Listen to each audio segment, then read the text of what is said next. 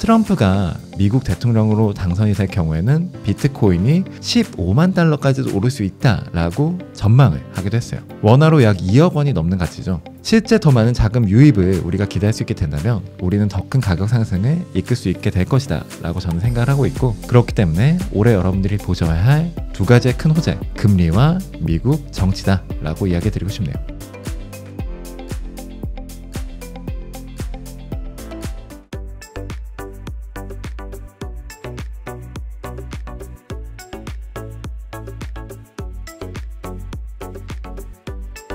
이거는 정치적인 이슈랑 저는 굉장히 밀접한 관계가 있을 것 같아요. 결국 이 투자자산이라는 게 시장에서 어떤 호재가 있다고 판단을 하고 있고, 그 호재가 실제로 반영이 되었느냐 안 되었느냐가 가격 흐름을 결정짓는 굉장히 중요한 요인이 되잖아요. 비트코인 같은 경우는 지금 크게 시장이 보고 있는 호재 두 개 있는 것 같습니다. 하나는 계속해서 말씀드리는 금리 인하가 있겠죠. 금리가 인하된다. 투자자산, 새로운 투자자산 더욱더 많이 오를 것이다 라고 사람들이 생각을 하고, 비트코인 금리가 내리면 오를 것이다 라고 모두가 생각을 하고 있기 때문에 실제 가격 오르게 될 겁니다. 그리고 두 번째로는 이게 정치적인 거랑도 조금 연관이 있는데, 바이든 대통령, 지금 대통령을 하고 계신 바이든 씨가 다시 연임을 하게 되느냐, 아니면 지금 그 가장 큰 경쟁자인 트럼프 대통령, 전 대통령이 이번에 이제 미국 대선에서 대통령직을 차지할 수 있을 것이냐가 비트코인 가격에 굉장히 큰 영향을 줄 거라고 생각을 해요. 이거는 이제 두 정치 집단이 이 암호화폐에 대해서 가지고 있는 그 스탠스에서 비롯된 건데요. 바이든 정부 같은 경우에는 그렇게 친근한 입장이었다라고 말하기는 조금 어렵다고 우리가 볼 수 있을 것 같아요. SEC도 그렇고 미국 정부에서 계속해서 이 암호화폐에 대해서 약간 미적지근한 움직임, 어떻게 보면 조금 벽을 치는 움직임을 많이 보여왔죠. 특히 SEC 같은 경우에는 계속해서 특히 비트코인에 대해서도 이거 현물 ETF 하면 안 돼 라고 이야기를 했지만 결국 승인을 한 거고, 이더리움 현물 ETF 같은 경우에도 아직까지도 계속 법적 논쟁을 이어가고 있잖아요. 하지만 이게 어떤 바이든 정부의 암호화폐에 대한 기조였다라고 본다면, 트럼프 대통령 후보 같은 경우에는 전혀 다른 모습을 보여주고 있습니다. 트럼프 전 대통령은 자기가 대통령이 되면 미국을 암호화폐의 선두국가로 만들겠다라고 하고, 비트코인 암호화폐를 포함한 결제 시스템 우리는 그냥 정부가 공인해서 만들 거다라고 이야기를 하고 있기도 하죠. 이 시대가 열리면 실제 암호화폐들은 지금 우리가 가지고 있는 어떤 법적인 우려, 어떤 걱정들을 모두 벗어 던지고 새로운 시장을 맞이할 수가 있게 되는 겁니다. 실제 미국 스탠다드 차티드 같은 경우에는 트럼프가 미국 대통령으로 당선이 될 경우에는 비트코인이 15만 달러까지도 오를 수 있다라고 전망을 하기도 했어요. 원화로 약 2억 원이 넘는 가치죠. 지금 가치로 2배가 넘은 가치가 될 것이다 라고 전망을 한 겁니다. 심지어 저 보수적인 금융기관 스탠다드 차티드에서요. 실제 더 많은 자금 유입을 우리가 기대할 수 있게 된다면 우리는 더 큰 가격 상승을 이끌 수 있게 될 것이다 라고 저는 생각을 하고 있고, 그렇기 때문에 올해 여러분들이 보셔야 할 두 가지의 큰 호재, 금리와 미국 정치다 라고 이야기 드리고 싶네요. FIT 21 같은 경우에는 굉장히 중요한 법안인데, 이게 앞으로 비트코인이 어떻게 보면 주식과 같은 것이 될 수 있냐, 비트코인이라기보다는 암호화폐가 주식이 될 것이냐 아니면은 암호화폐라는 새로운 자산군이 될 것이냐라는 걸 결정하는 법안이다 라고 생각을 하시면 좋을 것 같아요. 이번 법안 같은 경우에는 사실 저는 굉장히 긍정적으로 나왔다라고 생각을 하고 있습니다. 이번 법안에서 저희가 암호화폐 관련돼서 안 좋은 이슈들 계속해서 이끄는 증권거래위원회 SEC, 게리 겐슬럽 위원장이 있는 SEC가 있죠. 그리고 이제 조금 친근한 움직임을 많이 보이고 있는 상품거래위원회 CFTC 간의 규제 경계를 미국 법상에 결정한 법안이다 라고 생각하시면 될 것 같아요. 예를 들어서 이제 앞으로는 이 기준 맞추면은 너는 CFTC한테 가서 문의해, 이 기준 못 맞추잖아? 너는 그러면 SEC한테 가서 문의해. 이거를 어떤 명문화된 기준으로서 이제 우리에게 말해주고 있는 거죠. 이게 굉장히 많은 기준들이 있는데 여러분들이 조금 중요시해서 보셔야 할 기준으로는 20%의 그 네트워크의 기준을 하나의 집단이 하나의 중앙화된 무언가가 가지고 있느냐를 중앙화된 기준, 증권의 기준으로 보았다는 부분이 여러분들이 중요시하셔야 보는 부분이에요. 예를 들어서 우리가 암호화폐라고 생각을 하고 있지만 만약에 이게 어떤 중앙화된 재단이 있어요. 어떤 굉장히 큰 고래가 있어요. 근데 이 하나 어떻게 보면 소수의 집단이 20% 이상을 가지고 있다고 했을 때 우리는 이거 타중화된 자산이라고 볼 수 없어 라고 명문화를 한 거죠. 이런 것들을 앞으로 이 암호화폐 재단이 지키지 않으려고 한다면 이 사람들은 아마 증권, 주식과 같이 SEC의 규제를 받게 될 가능성이 높아지겠죠. 만약에 우리가 지금 봤는데 이미 이 친구들은 너무나도 타중화된 구조를 가지고 있어요. 20% 전혀 걱정할 것도 안 돼. 그러면 미래에 이런 증권성 이슈 조금 걱정할 가능성이 줄어들겠죠. 이렇게 우리가 실제 어떤 암호화폐가 증권이냐 아니면 새로운 자산이냐를 결정짓는 기준을 만들어준 법안이다 라고 생각을 하시면 좋을 것 같고, 실제 미국에서도 이러한 움직임이 암호화폐들이 증권이 아니다 라고 판단할 수 있는 움직임이 나타나고 있다를 봐주시면 좋을 것 같습니다. 비트코인 같은 경우에는 전혀 그런 부분이 없고, 사실 비트코인은 그런 부분에 대해서 걱정이 없는 코인이기도 한 게, 이제 POW와 POS라는 게 있는데 하나의 자산이 나의 노력을 기준해서 얻어진 것이냐 증권이냐 자산이냐를 나누는 기준이다 라고 말씀드리는 게 맞을 것 같아요. POS 같은 경우에는 이제 스테이킹이라는 걸 통해서 자신의 자산을 예치해 놓으면 그것에 대해서 이자를 주는 방식으로 추가 토큰을 얻을 수 있는 구조고, POW 같은 경우에는 비트코인과 같은 내가 직접 어떠한 노력, 예를 들어서 컴퓨팅 파워를 제공함으로써 이 토큰을 얻는 구조 두 가지가 있습니다. POW 암호화폐 같은 경우에는 사실 이런 증권성 이슈에서 조금 자유로운 상황이에요. 왜냐하면 이미 이 자산을 얻는 데는 내가 노력을 했죠. 내 컴퓨팅 파워를 넣었고 내 전기를 썼고 내 노력을 해서 얻어낸 거기 때문에 정말로 말 그대로 하나의 채굴한 것과 같이 판단이 된다라고 생각하시는 것이 맞을 것 같아요. 증권성 이슈가 있는 게 이제 POS 암호화폐 쪽인 건데, 이들 같은 경우에는 내가 예치를 했죠. 은행에 넣었다 라고 생각을 하실 수 있을 것 같은데, 이거로 몇 %씩 해서 코인을 받는데 이게 과연 맞느냐라는 게 논쟁이 되었던 거죠. 그래서 비트코인 ETF는 승인이 됐고 이더리움 ETF는 아직까지도 진행이 되고 있는 겁니다. 그런 토큰들이라고 할 수 있는 게 이제 이더리움, 솔라나, 그리고 굉장히 많은 POS 토큰들이 있을 수 있을 것 같은데, 큰 암호화폐들 같은 경우에는 일단은 그 부분에 대해서 조금 걱정할 부분이 적은 게 맞아요. 예를 들어서 이더리움 같은 경우에도 하나의 지갑이 20% 넘게 들고 있다라고 할 수 없고, 솔라나 같은 경우에도 그렇기 때문인 거죠. 이게 나중에 실제 조금 더 구체화가 되면서 예를 들어서 어떤 관계에 있는 사람들까지 묶어서 20%로 할 거야 라고 하면 그때는 이제 조금 더 생각을 해볼 필요가 있겠지만, 아직까지 하나의 집단이 20%를 가지고 있다라고 말할 지분은 없다라고 말씀드릴 수 있을 것 같아요. 네, 사실 보수적인 스탠스를 취하는 게 지금 새로운 자산이기도 하고 새로운 시장이기도 하죠. 그리고 이게 만약에 미국이 컨트롤을 가지 못했을 경우에 어떤 걱정을 해야 될지에 대해서 아마 계산을 열심히 하고 있을 거라고 생각을 합니다.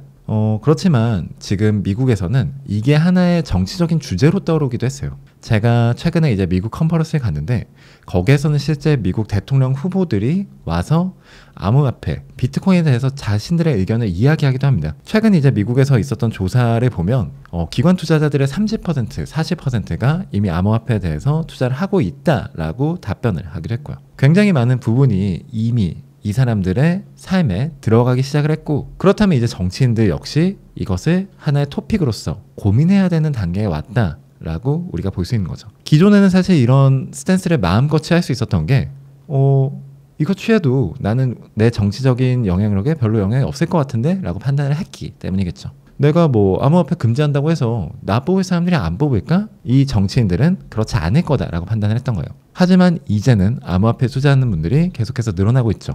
한국에서도 굉장히 많은 분들이 투자를 하고 있고 미국에서도 기관 투자자 30%, 40%가 투자를 한다. 그렇다면 여기에 이해관계에 얽힌 사람들은 더 많아지겠죠. 만약 내가 이 암호화폐에 대해서 굉장히 부정적인 스탠스를 취했을 때와 긍정적인 스탠스를 취했을 때 어떠한 것이 나의 정치적인 영향력에 더 도움이 될 것이냐를 이 정치인들이 실제로 고민해야 되는 단계에 왔다라는 겁니다.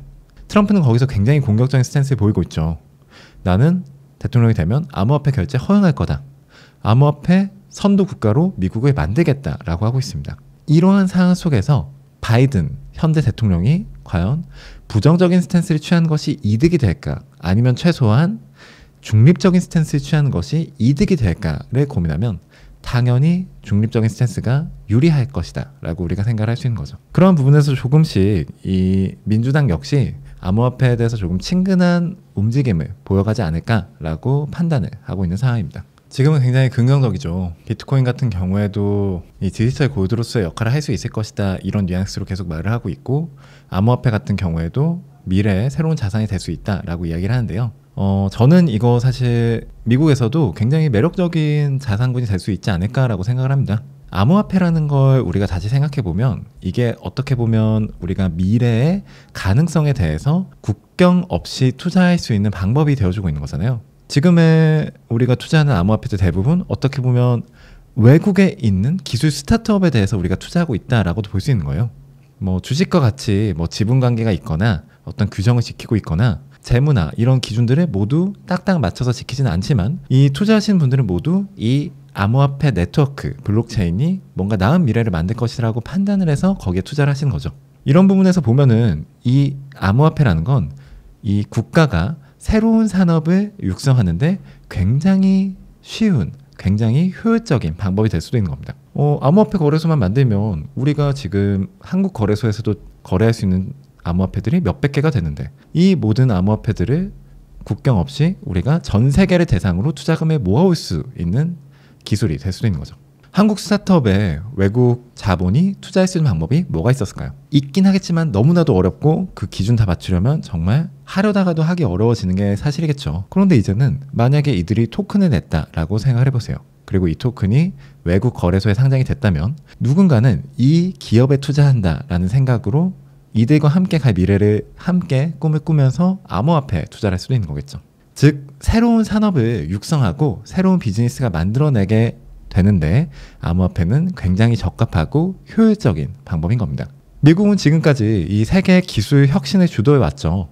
암호화폐에서도 굉장히 좋은 기업들, 굉장히 좋은 재단들, 굉장히 좋은 네트워크들 많이 나올 수 있다라고 저는 생각을 합니다. 그렇다면 이 암호화폐라는 기술을 과연 막아내는 것이 중요할 것이냐, 아니면 육성해서 그 시장 속에서 자국의 어떤 재단, 집단들을 많이 만들어 놓은 것이 더 유리할 것이냐라고 봤을 때 저는 분명 후자가 유리할 것이라고 생각을 하는 거죠. 트럼프 같은 경우에도 그런 부분을 고려해서 이러한 이야기를 하고 있는 것 같고, 나중에 당선이 됐다고 해서 이 스탠스가 바뀌지는 않을 것이라고 저는 생각을 합니다. 비트코인이 화폐의 역할을 하게 된다라고 한다면 여러분들은 이런 생각을 해보실 수 있을 것 같아요. 이 세상 속에 있는 돈이 과연 얼마나 있을까? 비트코인이 화폐의 역할을 한다는 거는 비트코인만 쓰더라도 이 화폐라는 시스템이 가진 이 돈의 흐름을 충분히 충당할 수 있다는 걸 의미하죠. 그런데 비트코인은 다시 역으로 생각해보면 2100만 개라는 발행량 제한이 있습니다. 2100만 개의 비트코인이 이 전체 화폐 시스템의 가치를 이끌어갈 수 있었을 때 화폐가 될 수 있는, 화폐 시스템의 역할을 할 수 있는 존재가 비트코인이 바야흐로 되었다고 말할 수 있는 거죠. 화폐의 역할을 대체할 수도 있는 존재고, 이 비트코인이 세상 속에서 사실 대체할 수 있는 게 굉장히 많아요. 디지털 금 같은 역할을 할 수 있다라는 이야기, 몇 년 전부터 계속해서 사람들이 해왔던 얘기고요. 화폐를 대체할 수 있다. 우리 같은 사람들은 사실 잘 모르죠. 저희 대한민국에 사시는 분들은 화폐 시스템 너무나도 안정적이고 은행도 안정적이에요.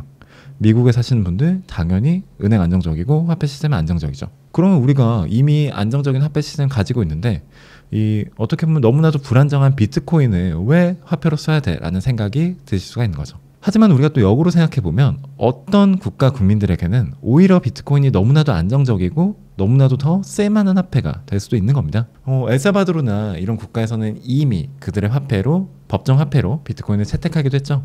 최근에 이제 러시아 우크라이나 전쟁 같은 사례를 보셔도 비슷할 수 있을 것 같아요. 이 전쟁으로 인해서 너무나도 많은 분들이 삶의 터전을 잃으셨죠.